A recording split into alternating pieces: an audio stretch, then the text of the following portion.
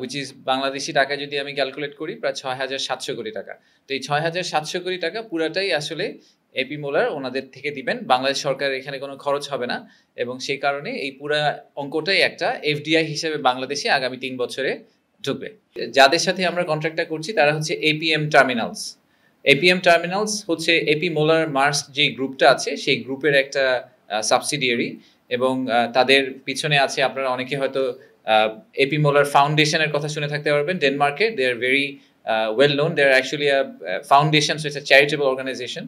তো তারা আমাদের সাথে এই পাবলিক প্রাইভেট পার্টনারশিপ প্রজেক্টে লালদিয়া কন্টেইনার টার্মিনালটাকে ডেভেলপ করার জন্য আমাদের কাছ থেকে নিচ্ছে। যখন আমি ডেভেলপ করার কথা বলছি তখন আসলে আমরা ওনাদেরকে যেটা দিচ্ছি সেটা একদমই একটা গ্রিন ফিল্ড, এখানে কিছুই নেই, একটা জাস্ট সবুজ মাঠের মতো। সেই মাঠের উপরে ওনারা একদম বেস লাইন থেকে কনস্ট্রাকশন করবেন, কনস্ট্রাকশন করার পরে জেটি নির্মাণ করবেন এবং তারপরে ওনারা পোর্টটা অপারেট করবেন। তো প্রথমেই যে প্রশ্নটা সবসময় চলে আসে তাই আমি ওটা ক্ল্যারিফাই করি, the ownership remains with the port. So ownership আমাদের কাছেই থেকে যাচ্ছে। ওনারা আমাদের ল্যান্ডের উপরে নিজেরা একটা টার্মিনাল করবেন এবং 30 বছর পরে এটার একটা এক্সটেনশনের সুযোগ আছে। যদি ওনারা কেপিআইটা মেনটেন করেন তাহলে ওনাদেরকে আমরা এক্সটেন্ড করতে দিব, বাট ইভেন্চুয়ালি আসলে ওনারা ফুল অ্যাসেটটা আমাদের কাছে ট্রান্সফার করে দিবেন। So the ownership remains with us. However যেটা সবচেয়ে ইন্টারেস্টিং ব্যাপার এখানে সেটা হচ্ছে যে এই পুরা প্রজেক্টটা করতে ওনাদের প্রায় $550 মিলিয়ন মতো খরচ হবে, উইচ ইজ বাংলাদেশি টাকা যদি আমি ক্যালকুলেট করি প্রায় ৬,৭০০ কোটি টাকা। তো এই ৬,৭০০ কোটি টাকা পুরাটাই আসলে এপি মোলার ওনাদের থেকে দিবেন, বাংলাদেশ সরকার এখানে কোনো খরচ হবে না, এবং সেই কারণে এই পুরা অঙ্কটাই একটা এফডিআই হিসেবে বাংলাদেশে আগামী ৩ বছরে ঢুকবে।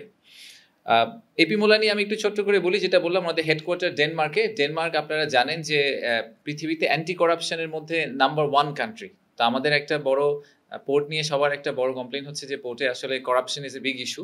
তো আমাদের এক্সপেকটেশন হচ্ছে যে ওরা অ্যান্টি করাপশনের যে বেস্ট প্র্যাকটিসগুলো সেগুলো আমাদের দেশে নিয়ে আসবে, ওই টেকনোলজি ওই স্কিল সেটটা আমাদের দেশে ট্রান্সফার হবে।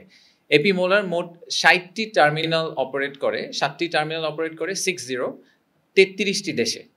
তার মধ্যে আমাদের সাউথ অ্যান্ড সাউথ ইস্ট এশিয়ার অনেকগুলো দেশ আছে, যেরকম China, Singapore, Sri Lanka, Vietnam, Malaysia, এসব দেশে ওনারা টার্মিনাল অপারেট করেন। এবং ইনফ্যাক্ট পৃথিবীর টপ 20টা কন্টেইনার টার্মিনালের যে র্যাঙ্কিং আছে সেই র্যাঙ্কিংয়ের 20টার মধ্যে 10টাই এপি মোলার রান করে। ওয়ার্ল্ড ব্যাংকের একটা র্যাঙ্কিং আছে, তার মধ্যে 10টাই তারা রান করে। সো আমরা এই ব্যাপারে খুব আশাবাদী যে লালদিয়া কন্টেইনার টার্মিনাল যেটা হবে সেটাও একটা ওয়ার্ল্ড ক্লাস টেকনোলজি হবে এবং ওয়ার্ল্ড ক্লাস অপারেশনাল এক্সেলেন্স আমাদেরকে সেটা প্রোভাইড করতে পারবে। এবং পোস্ট এলডিসি এরাতে যখন লজিস্টিক্স নেটওয়ার্কের যে কেপেবিলিটি, এটা আমাদের জন্য সবচেয়ে ইম্পর্টেন্ট একটা ইস্যু হয়ে দাঁড়াবে, সেখানে এই টার্মিনালটা একটা বড় রোল প্লে করবে।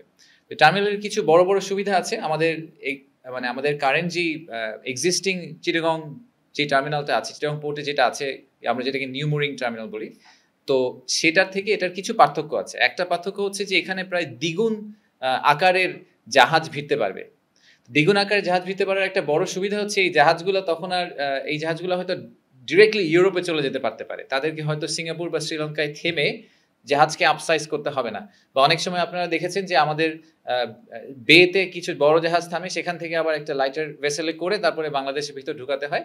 এরকম অনেকগুলো লেক আসলে আমরা স্কিপ করতে পারবো। স্কিপ করতে পারলে আমাদের কানেক্টিভিটি এবং turn around time point of view থেকে আপনারা আমাদের টেক্সটাইল গার্মেন্টসের ব্যবসায়ীদের কাছে অনেক সময় শুনবেন যে ফ্যাক্টরির দরজা থেকে দোকান পর্যন্ত পৌঁছানোর যে সময়টা লাগে সেই সময়টার ক্ষেত্রে অনেক ক্ষেত্রেই বাংলাদেশ, ভিয়েতনাম বা চায়না থেকে অনেক পিছিয়ে আছে। তো সেই জায়গাটাতে আমরা চেষ্টা করছি যে ওই সময়টা কমিয়ে নিয়ে আসার। তো যখন বড় জাহাজ এসে আর সিঙ্গাপুর শ্রীলঙ্কায় না ভিড়ে একবারে চলে যেতে পারবে, তখন এই সময়টা সিগনিফিকেন্টলি রিডিউস করবে। আরেকটা বড় ব্যাপার হচ্ছে যে এই টার্মিনালটা 24/7 অপারেশন। তা আমাদের নিউ মুরিং কন্টেইনার টার্মিনাল কিন্তু একদম 24/7 অপারেশন করতে পারে না, বেশ কিছু কারণে। তারা নদীর অনেক ভিতর দিকে ড্রাফটের কিছু ইস্যু আছে, জোয়ার ভাটার ইস্যু আছে, সব মিলিয়ে। বাট এই টার্মিনালটা একদম 24/7 অপারেট করবে। সো আমাদের যে অনেক সময় ব্যাকলগ তৈরি হয় আমাদের দেশে এই কন্টেইনারের ক্ষেত্রে, সেই ব্যাকলগটা আমরা আশা করছি যে এখান থেকে সিগনিফিকেন্টলি কমে যাবে।